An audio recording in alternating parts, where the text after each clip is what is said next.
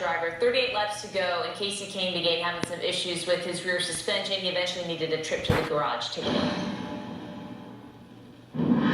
And the 5 of Kasey Kahne slow and now stopping on the racetrack. And in doing that, he's trying to get onto pit road. He dives onto pit road, and the caution comes out. He was running 13. As he was coming down pit road, he was weaving the car back and forth, and the right rear tire looked like it moved forward and rearward in the wheel well.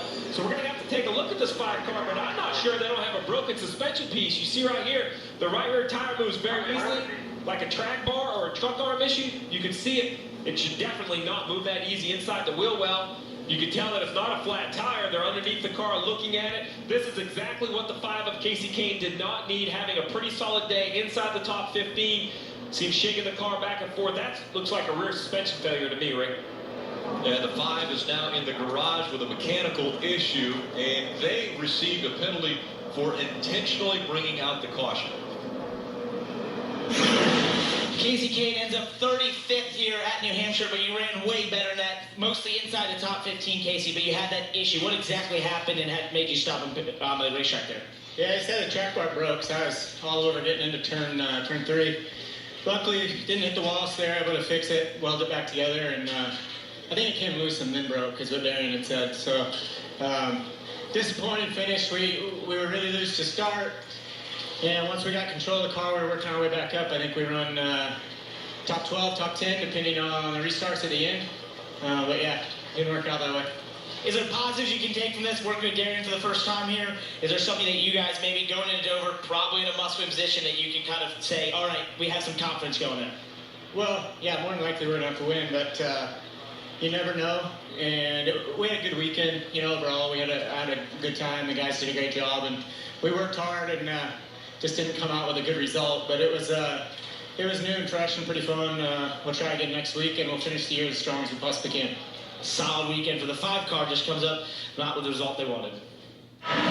So that was, of course, Parker talking to Kasey Kahne just a short time ago during our race coverage, and he outlined, Kasey did, essentially of what lies ahead for them, which is a must-win situation heading into the last race of the round of 16. But overall, how difficult has this week been for the 5? Yeah, it hasn't been easy, Carolyn. I mean, it started with a crew chief change on Monday, then he goes and signs with a new team, runs out of gas on his way to sign the contract to drive for Levine Family Racing next year, and then as Parker said, he was having a fairly decent weekend to this point, certainly better weekend than he had at Chicagoland Speedway when they had no speed all weekend. With new crew chief Darian Grubb, I think he was a little bit better at New Hampshire, but then to have this track bar failure toward the end of the race that, again, as he said, puts him pretty much in a must-win situation here for Kasey Kahne going into Dover, and insult to injury also gets the penalty from NASCAR, which essentially didn't mean anything, and he finished 11 laps down because of the repairs, but for stopping on the track intentionally, they throw the caution, or they threw the caution and then penalized him. So I think that was just, again, typifying the way this entire week has gone. Yeah, I think everyone was scratching their head at that moment, like, what just happened? And then we slowly started to figure it out. But Parker, what else were you able to glean from speaking directly with Kasey Kahne, and just what he may be feeling in this moment now that the day didn't end the way that he wanted it to? Well, first we had another big word from Nate typifying there, so thank you for that one. But I'll say that the thing I took from Kasey was the beginning of this day, I got to speak to him, and he was so excited, visibly excited, more excited than I've seen him in weeks, about where that race car was, where the race team was, having Darian here. And I felt that energy as they went into the race.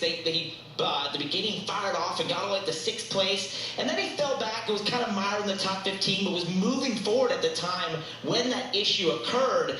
And I think it just took any of the little wind in his sails that he had, because you think about what the course of his career has been in that 5 car, and it's been days like we saw today. It's been a little bit of promise. They start to figure it out, and then something goes wrong. And I think that really just sums up his time there. And so if they're not able to go through to Dover and win and get themselves into the next round of the playoffs, I think it kind of is a fitting end to his time in the 5 car, because it really has been this the entire time he's been there. Yeah, so he sits in 16th now, which is last, of course, among the playoff drivers. But from a strategy standpoint, it makes it pretty easy. He absolutely must win next weekend. Yeah, there's no doubt about that. Let's get to our top moment of the race now.